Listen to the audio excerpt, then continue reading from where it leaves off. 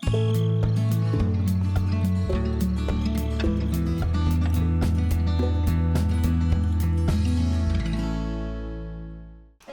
everybody, welcome back to Gelvin Valley for Farming Simulator 15. I have the map here in front of us. Just was taking a look to see my own progress in the cultivation we're doing in the fields. As you can see, we've tackled 25, 23, 22, 21, 18, and we're working over here at number 12 before we will switch to the other side of the valley and work on some of those fields. And you know, in looking at it, I'm not so sure we have just as much land on the upper side of the valley as we do on the lower, if it were all to be bunched together. But anyway, that's kind of where we're at. I've already checked my animals and we seem to be in decent shape. So we'll continue on.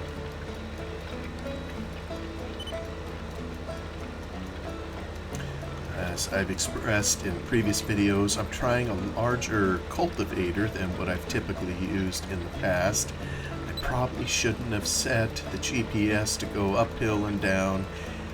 This isn't something you would do in real life. At least I don't think I would do it.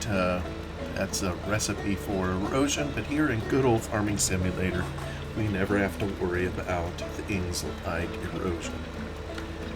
Ooh, probably is something that could be simulated. I know realism modding for Farm Sim 17.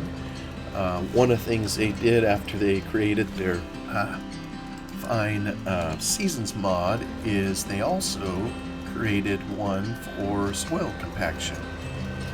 And so I know you can impact the soil however you wish. Probably could also impact it for things like erosion. I don't know that you could visually see it though. That would be the problem. Anyways, we come back here.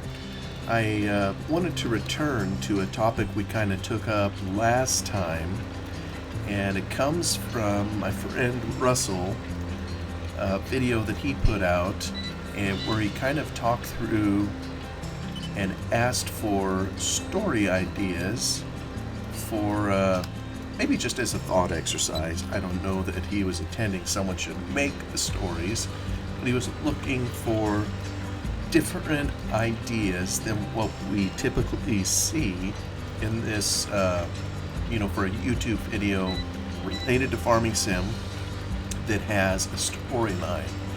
You know, the style kind of in here for this particular series, it isn't a story, it's what my good friend Atomic 67, friend to so many of us, have taken for his time, as it were. He would call it chewing the fat, where it's just some random conversation, I guess, which is indeed what I'm trying to do. It fits with the goals of my YouTube channel and exercising my voice, all the while also enjoying this particular game. But kind of like I said last time, I would love to be able to do stories, even if I couldn't do them quite like Atomic 67 would do. He was just a master storyteller. And there are some other YouTubers out there who do an excellent job telling stories. And, one of them I know I mentioned last time was Scroft, and there's another one that's recently popped up that's doing pretty good at it. And of course, the desirability of a story to any one of us is, like they say, beauty's in the eye of the beholder. But some are definitely more talented at it than some others. So last time I started listing a couple ideas to answer Russell's question as to some different storylines than what might be typical. So most of the time the typical storyline we might hear would be someone, was in the big city, now comes back to the farm and makes a go of it.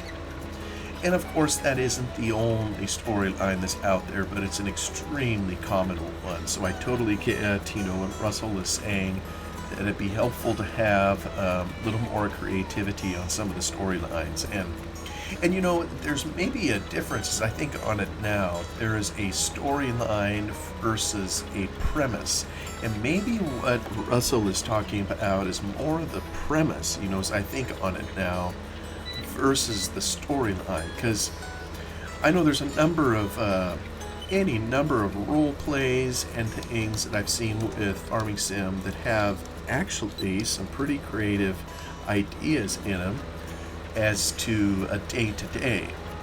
But probably still the most common premise is going to be the person coming back to the farm or inheriting it from grandpa, that kind of thing, versus a storyline that happens just day to day while that person is on the farm.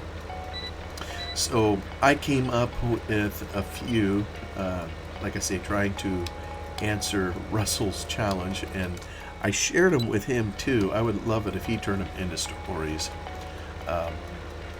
But anyway, just to share them out here. So I shared some last time. Let's see. The next one that I had is two neighboring farmers become ensnared in a feud over a field boundary dispute. One farmer plows out the other's crop to redraw the field boundary. The other farmer dumps his rocks and other refuse on the neighbor's property. And then I add Constable Russell is called in to help sort out the matter. So this maybe would be one, like I say, that isn't the premise of the story. It's more a day-to-day incident or something. Kind of a sketch, if you will, that happens in time. So, I don't know. It was just another idea, that came to mind. So I threw it out there. And many of these, they do have a germ of truth in them, or something that happens in real life. I know the farm that I worked for many years ago, it wasn't a dispute that they had with a neighbor. I forget what the reason was, but in one of their fields, they happened to have a survey done for some reason, and they discovered that the property line was off between them and their neighbor. So they were on good terms with the neighbor, and I realize sometimes this can go bad. Nobody likes to hear that the border is off, and people can get really persnickety over that. We've all heard of those cases maybe too. But in this one here, they were on real friendly terms.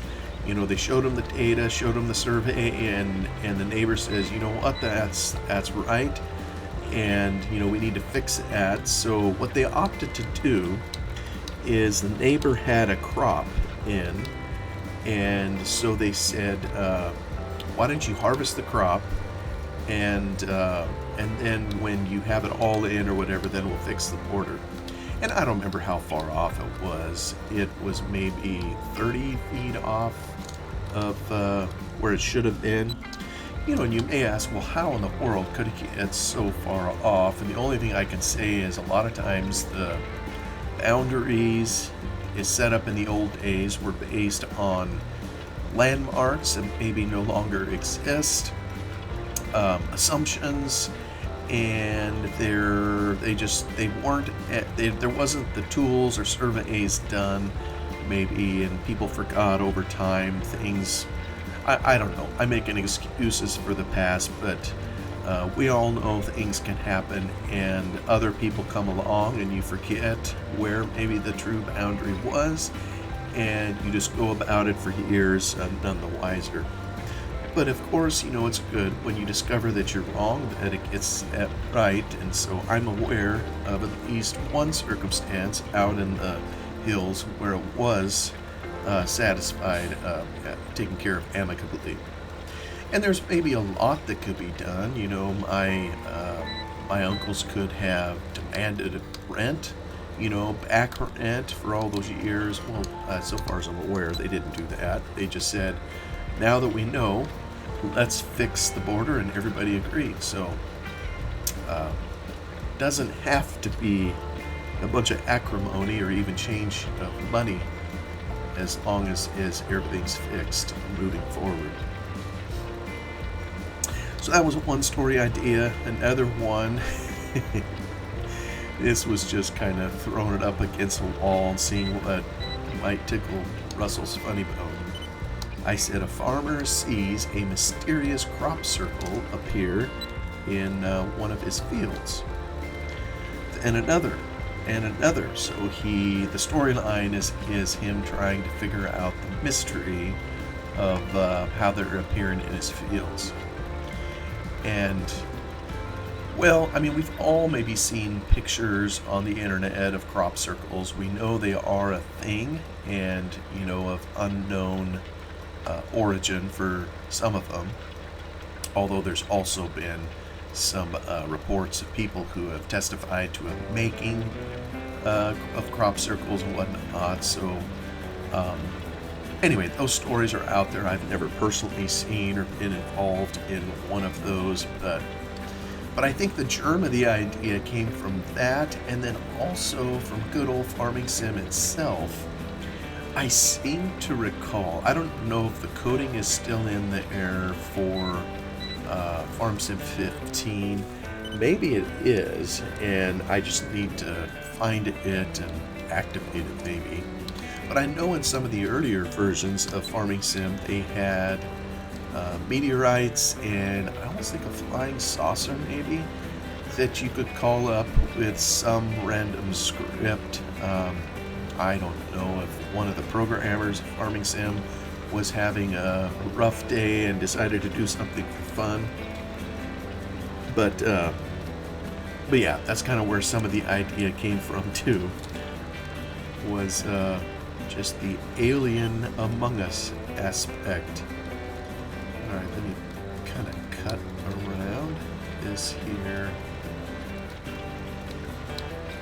Probably going to end up taking it out. Oh, dang it, I'm going to hit the edge of those. I can do this and leave a couple of them there bushes, but I'll try.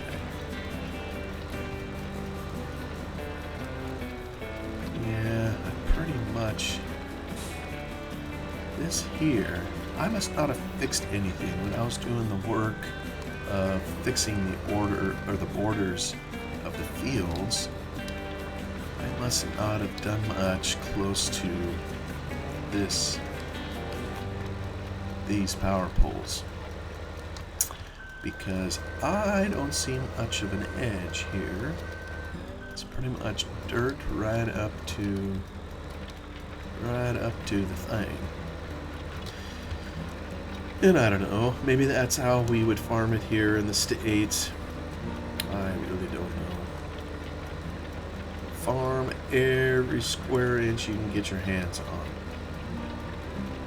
But it is kind of helpful to have a field verge, I think. That would have been a good way to pull over the entire power pole. That would be a good mod to have, that if you bump some of these objects too much, like a fence or whatever, that they get pulled down. Alright, so that was an idea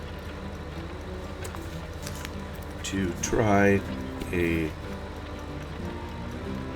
kind of an alien approach with crop circles. Would be really interesting to try to pull it off in game. I don't know how you do it. So I was a little bit off my center line. Alright, next idea. Man desperately wants to farm, but it's too expensive. And he has no inheritance. So he carves out a farming place in the forest lands on steep upland terrain that nobody else wants. And that particular idea came kind of from Gelvin Valley, which we're on, which has a lot of steep fields, and Wes told us in the documentation, he just said it's straight out that some of the least desirable land in here would be the cheapest, and it's going to be the land that is steep and difficult to get to, difficult to farm, some of those kinds of things. So that's kind of one germ of the idea. And in real life, I have a cousin who wanted to farm, and unfortunately for him, I don't think he quite had, what would you call it, the moxie to be able to farm, but he gave it a go at one point. And I think that was part of his strategy, was he started trying to farm these steep fields out in some mountainous regions of the state where we are. Really wasn't the best ground, not well suited for farming, maybe well suited for forestry, but not for raising crops. But I'm aware that an attempt was made to do it at least. So, I don't know. It was just another idea. Another story, consideration: strange man approaches a farmer asking to look around the farm for minerals. He happens to find coal. Excavation ensues and more coal is found, and a mining operation is set up on the farm. And actually, here in the country where I live, that is something that it can be a part of farms, where there's mineral rights associated with the land. You know, I think of the state of Texas, there's oil there, so there's probably some farmers there that have that. I'm sure it is up north, North Dakota, in areas like that too. But also where this idea came from was from my own family history with Lone Oak Farms. Back in the day, a long time ago, when my grandfather first purchased the farm, there was a coal mine on the property. And I don't know that Grandpa ever went in it. I don't think there was a lot of coal. It eventually was abandoned. Now, can I get out? I think, how far do I gotta go to get out? Maybe I don't want to go this way. Tell you what, I'm gonna head back this way. And we'll just head out up top. So at some point, I know it, if you have played the Lone Oak map for Farming Simulator 17 is when it first appeared, and it also was created for Farm Sim 19 by Oxygen David. Bullet Bill did the first one. But if you've played it and you know where the pond is, kind of in the center part of the map, the east side of the pond is, well, and there's a little bit on the west too, I think, but primarily the east side of the pond is where there was a shaft that went into the hillside for a layer of coal in there. So it can happen, and if and when it happens, you know, of course there'd probably be a leasing arrangement, you know, with whoever discovered the minerals, if they wanted to develop a mine, and the farmer, you know, who would have to forego being able to farm part of the land or whatever, wherever the mine was.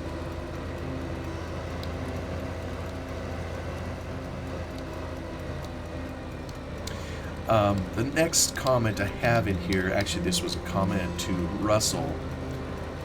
This must have come from his video. I said, you mentioned in your video that a, quote, fire, whoop, let me get around this dude, a fire was something overdone on storylines. And I can't say I've heard a lot of videos that had something in them about a fire, but I don't know, maybe there are. I do know there's a ton of role play, and it's really interesting. It's fascinating when you look up role play in the farming simulator game. It is amazing the kinds of things people have plugged into this game that maybe have nothing to do with farming, but are just mods or various things people have created that they choose to role play through, for whatever reason, through farming sim. And fire is one of those. Where I know I've seen several videos. There was a time I was working on a mod related to fire in game, where I spent a fair bit of time looking at videos of guys who, had role plays in farming sim videos for fires. And there are fire truck mods, and it's almost like there was whole communities of people who, when they played farming sim, that was their primary motivation for playing it. It wasn't to farm; it was a means to, well, this sounds bad, but set a fire and then pretend to fight it. And of course, in the early days of farming sim, you could have the trucks and all that to do it, but there was a whole lot more pretending involved, because it would be a while before there'd be an actual fire to put out. And I think someone can correct me if I'm wrong, but I think it was at Farm Sim 19 that had a DLC for a fire, or maybe it was 22. I don't remember exactly. But definitely the earlier versions, including 15, it was just some good old-fashioned pretending. So Russell apparently commented in his video that the fire theme had been overdone, and I don't remember at the moment what in particular he's referring to, but maybe it was fire destroying something and someone coming in to rebuild. Maybe it's a rebuild theme, if you will. So, and I think what I was doing with this particular suggestion was touting the mod that I've worked on, and I've never finished it. I guess I was just alluding to it a little bit ago. Even the DLC that had a fire in it, it was a static fire, something we've had really for a while. I mean, we've had mods where you can have a placeable fire, but of course the fire just sits there. I mean, it's placeable, and I think some of them you can toggle them on and toggle them off or whatever, but it didn't really behave like fire would do. If you put a placeable fire in the middle of your standing wheat, well, I can assure you that the placeable fire, or the fire in real life, isn't going to just whistle Dixie and stay put. It's going to make its way through the wheat field or wherever that it was. So I tried to make something that simulated real life fire, and I know I've talked about it in here before. I showcased what it could do, where it burned down a hillside, took out a whole bunch of trees. So it can be really destructive. And so when you have a mod like this, you then of course need other mods. That's where the firefighting equipment starts to have some actual use, and in terms of using it to put out the fire in game. So I'm never gonna fully perfect it, I don't think. I mean, I have it to where the fire spreads, and you can take it out by tilling around it or through it. Putting it out with water is something I was still working on. But anyway, there's probably any number of storylines we could have around fire when when you have something like this, because basically the fire would come from a combine or a baler. I think that's kind of how I had it set up. There's maybe some other things that could cause it too. Maybe the forage harvester would, but that isn't the point. I mean, the point is start a fire, destroy some things, and then have to figure out how to put it out, deal with the emergency, and the aftermath of replanting, redoing. And it caused real loss too. I mean, there was all sorts of stuff I was trying to put into it, you know, to where it would damage the trees, you know, and would leave the tree in a smoking mess, you know, with all of its foliage off and blackened trunks. But as you may know, you can still cut. What am I doing here? You can still cut that timber that was damaged, but I even set it up so that it had less value. You know, some of the burn damage, you know, took more of the wood chips out of the trees and that kind of thing. There was damage to equipment if you had it parked in the way. So there was just lots of things. I was having so much fun with it trying to work with it, but it's just one of those gargantuan tasks that just need some concentrated time to work on, and I never seem to have enough time all in one spot to perfect a mod like that. But probably could have some story ideas coming from it, I imagine. Oh man, I'm almost done with this video again. Not again, but maybe one more idea. This one I proposed to Russell. Suppose a man is a farm consultant or an agronomist who comes to a farm to help it prosper. Maybe the farmer takes the advice, maybe he doesn't, but the story is in the consequences. And this idea I kind of borrow from another friend of mine, Reefy 1952. I'm pretty sure he had a series kind of like that where there was a consultant that came out, or somebody was hired to help, you know, get the farm going again. And I seem to recall he rode in on a motorcycle or something. But that was a pretty clever storyline, I thought. And so I have another place where the idea kind of came from is I have a couple brother-in-laws who are agronomists and work with farmers all the time. In some ways, I'm envious of them. They get to spend time in the field doing that. Hey, how do I don't know that I've noticed that before. Maybe it's always been there and I've just never paid attention. But there's a bunch of manure in there. I'm sure we don't have any, but that more bump of a fence post. Alright, down the hill we go.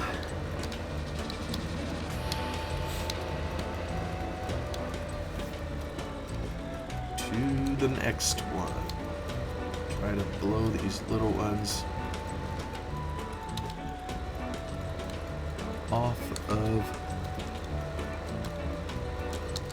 the map.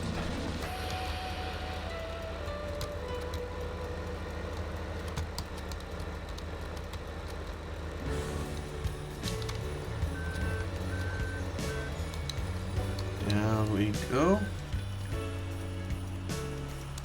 Okay, here's another idea that I have, and I know I've mentioned him before.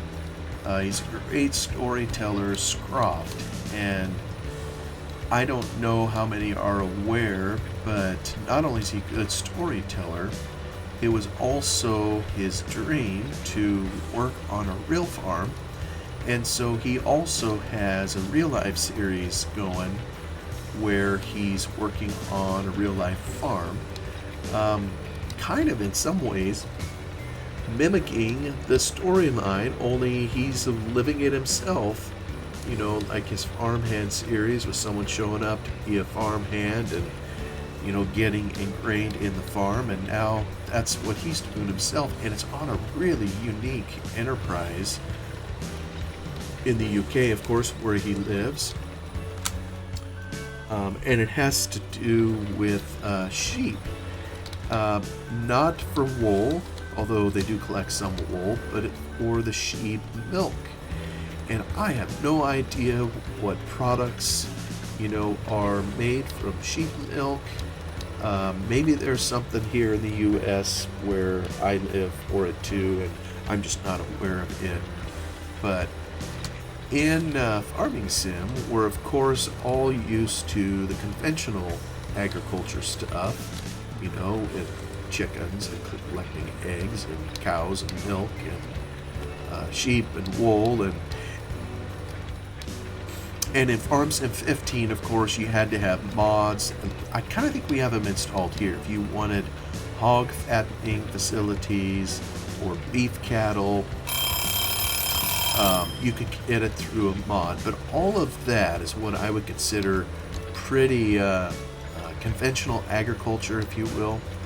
The milking of sheep, at least in Western countries, such as the UK, the US, and others, I don't think it's very conventional at all. It's unusual, it's niche, it's specialty, and I don't think I've ever seen it in Farming Sim before. So it'd be interesting that it also requires some special modding, but that might make a special storyline too.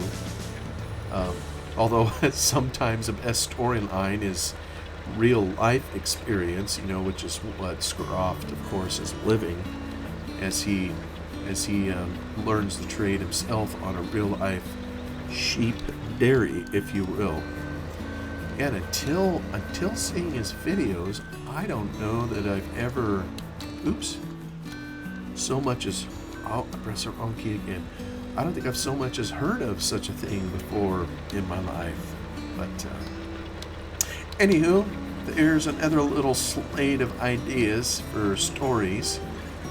Probably ones I'll never do, but just trying to answer my friend Russell's question. And I still got a couple more, so maybe one more video to come on this. Anyway, thank you for coming by to watch and listen, and I hope you're having a wonderful day. I will see you on the next one. Goodbye.